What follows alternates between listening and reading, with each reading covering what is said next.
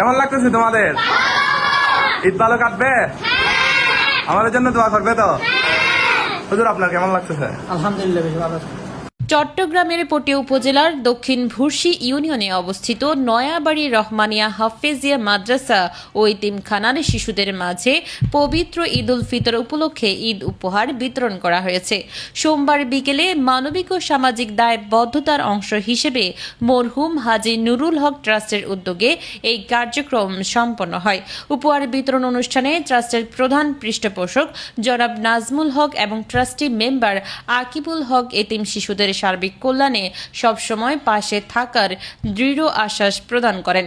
তারা জানান, মানবিকতা ও সামাজিক দায়বদ্ধতার জায়গা থেকে সুবিধা বঞ্চিত শিশুদের মুখে হাসি ফোটাতে তাদের এ ধরনের উদ্যোগ ভবিষ্যতেও অব্যাহত থাকবে।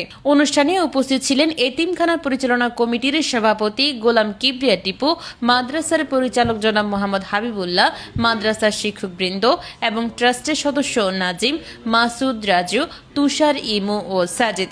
তাদের সম্মিলিত প্রচেষ্টায় পুরো আয়োজনটি সফলভাবে সম্পন্ন হয়। পুরো কার্যক্রমটি ট্রাস্টের সিনিয়র মেম্বার ইয়াসিন ফিরু, নাজিম এবং মাসুদের সরাসরি তত্ত্বাবধানে পরিচালিত হয়। উপহার হাতে পেয়ে এতিমখানা শিশুদের মাঝে ঈদের আনন্দ ছড়িয়ে পড়ে। উপস্থিত সুধীজন বলেন, এ ধরনের মহৎ উদ্যোগ সমাজে সহমর্মিতা, ভালোবাসা ও দায়িত্ববোধের এক উজ্জ্বল দৃষ্টান্ত হয়ে থাকবে। সকলের সম্মিলিত প্রচেষ্টায় এমন মানবিক কার্যক্রম আরও বিস্তৃত করার আহ্বান জানান তারা।